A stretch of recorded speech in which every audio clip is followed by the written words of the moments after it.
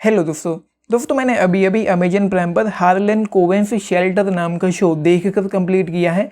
इस शो में total 8 episode है एंड इसकी जो टोटल लेंथ है वो 6.5 घंटे से ज़्यादा की है एंड मुझे 8 घंटे से ज़्यादा का वक्त लगा है इसको देखकर कंप्लीट करने में। एंड ये शो कंक्लूड नहीं हुआ है, सीज़न 2 भी इसका आना बाकी है, लेकिन कब आएगा नहीं पता। लेकिन हाँ, ये जरूर है कि शो के अंत में जो चीज़ें हुई वो कुछ ऐसी थी जो एक क्लिफ हैंगर नोट पर छोड़ा गया है। ज़ाहिर सी बात है क्योंकि सीज़न 2 भी आना है तो वो आपको एक्साइट कर सकता है कि अब क्या होगा। लेकिन इस पूरे शो के दौरान तो ऐसा कहीं पे भी नहीं लगा कि अब क्या होगा, वो वाली फीलिंग आपके अंदर से आए। इस शो की जो कहानी है इंटरेस्टिंग है, किरदार हैं वो भी इंटरेस्टिंग है, लेकिन जो राइटिंग है बहुत ज़्यादा ढीली है, ठंडी है, स्लो पेसिंग है एंड ये बोरिंग है बहुत ज़्यादा।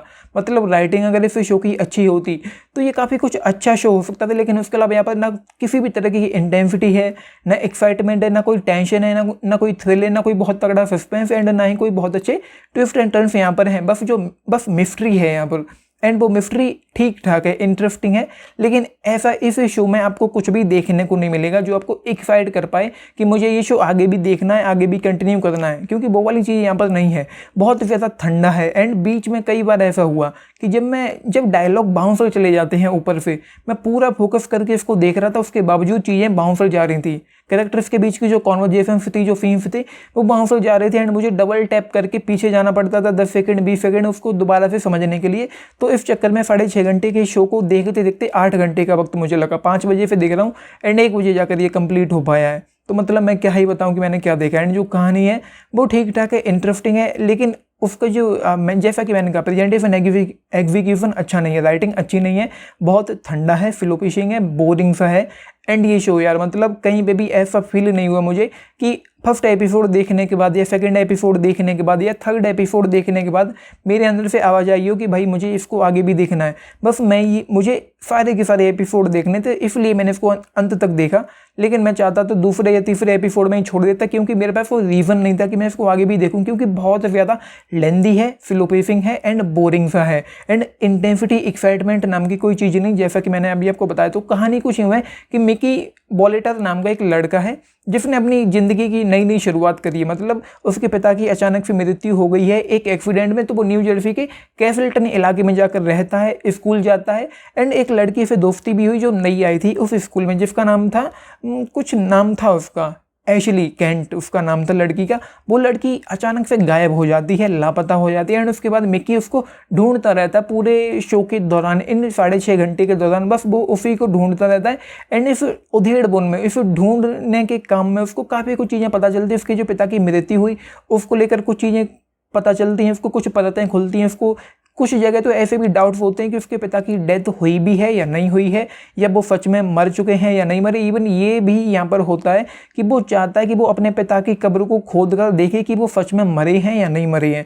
एंड उसके अलावा और कुछ काफ़ी चीज़ें यहाँ पर, जो जैसा कि मैंने कहा मिस्टीरियस शो है तो काफ़ी कुछ मिस्ट्रीज सामने आती रहती हैं यहाँ पर। तो कहानी बस ये एंड काफ़ी कुछ और भी है इसके अलावा, जिसके बारे में मैं नहीं बताना चाहता। तो मोटा मोटी कहानी ये है इस शो की, लेकिन बहुत ही ज़्यादा ठंडा है, बहुत स्लो पेसिंग है, बहुत ज़्यादा बोरिंग सा है एंड कुछ भी ऐसा नहीं है जैसा कि मैंने कहा कि आपको ये शो अपने साथ पूरी तरह से हुक एंड बुक कर पाए जब आप इसकी दुनिया में पूरी तरह से इन्वेस्ट हो पाओ। मैं डिस्ट्रैक्टेड सा फील कर रहा था बार बार एंड इसीलिए मैं डिस्ट्रैक्ट हो जाता था, बार बार डबल टैप करके पीछे करना पड़ता था एंड उस चक्कर में मतलब क्या ही बताऊँ मैं, मेरे एक तरीके से दिमाग का दही हो गया, दिमाग ख़राब कर दिया इस शो ने, क्योंकि इतना लेंदी है, बहुत लंबा है, स्लो पेसिंग है एंड बोरिंग है एंड राइटिंग बहुत अच्छी होनी चाहिए थी, स्क्रीन प्ले अच्छा नहीं है, अप टू मार्क नहीं है जो अच्छा होना चाहिए था। एंड वो जो लेडी थी उस घर में जो रहती थी एंड उसके बारे में तीसरे एपिसोड के अंत में उसके बारे में कुछ जानने को मिला। फिर उसके बाद पता चला कि चौथे एपिसोड में कुछ और ही निकला, वो नावी जो बंदा था एंड जिसका वो जो भी था।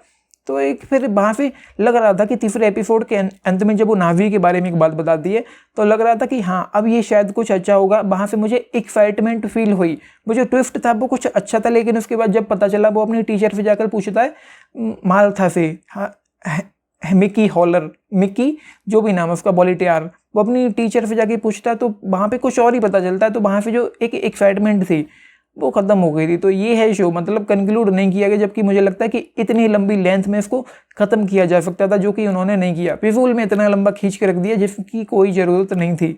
बहुत कुछ यहाँ पर था जिसको छोटा किया जा सकता था। तो ये है भाई शो, इससे ज़्यादा मुझे कुछ भी नहीं कहना। बाकी न्यूडिटी नहीं है, सेक्स नहीं है, गालियाँ नहीं है, चाहे तो फैमिली के साथ देख सकते हैं, बाकी किसिंग सीन्स यहाँ पर हैं। तो ये है। बाकी एक्टिंग वगैरह लगभग सभी की अच्छी है। एंड एक्टिंग की मैं बात करूँ तो मतलब जो वो बंदा है मिकी बॉलेटियर, जेडन माइकल उस एक्टर ने प्ले किया है, तो ठीक ठाक है, काफ़ी अच्छा, लेकिन बहुत ग्रेट नहीं है एक्टिंग के नाम पर। ठीक ठाक एक्टिंग की है सभी ने, मिक्की हो, शीरा बॉलेटियर हो, उसकी जो बुआ थी, आंट थी, एंड आर्थर हो वो लड़का स्पून, उसका काम काफ़ी अच्छा था, वो क्यूट सा लगता है। एंड उसके अलावा ईमा है, रेचल है, एंड ट्रॉय है जो वो उस लड़की का बॉयफ्रेंड था ट्रॉय। तो एक्टिंग लगभग सभी की अच्छी है, लेकिन कुछ भी ग्रेट देखने को नहीं मिलता इस शो में, बहुत ज़्यादा बोरिंग सा है जैसा कि मैंने कहा। तो मैं रिकमेंड नहीं करूँगा कि इसको देखो, लेकिन फाइनल डिसीजन आपका होना चाहिए। आप देखना शुरू करो, अगर आपको इंटरेस्ट आ रहा है तो ही देखना है। एंड मुझे नहीं लगता कि कोई भी इस शो के अंत तक पहुंच पाएगा। लोग बहुत जल्दी हार मान जाते हैं इस तरह के शो से, क्योंकि कुछ भी ग्रेट नहीं है। तो हो सकता है कि आप इसके अंत तक पहुंच भी ना पाओ, देखना शुरू करें एंड दूसरे तीसरे या चौथे एपिसोड में आप इसको छोड़ दें, क्योंकि कुछ भी ग्रेट नहीं है। जस्ट 2 स्टार आउट ऑफ 5 इस शो के लिए। एंड लास्ट में जो हुआ वो कुछ अच्छा सा था। तो ये है, आपने देखा है, लिख बताना आप लोगों को इस पर क्या टेक। एंड मुझे अच्छा नहीं लगा, मुझे अप टू मार्क नहीं लगा। एंड हार्लेन कोबेन का जो बेस्ट शो मुझे लगा था वो आई गेस द इनोसेंट ही था, उसके लेवल का कुछ भी नहीं है। उसमें जो ग्रेट ट्विस्ट एंड टर्न्स थे वो बेहतरीन थे। तो देखा है, लिख के बताना 2 आउट ऑफ 5 आपने अपने टेक्स्ट लिख के बताना। एंड लाइक शेयर सब्सक्राइब भी करना चैनल को। वीडियो को and this is Nitesh, thank you.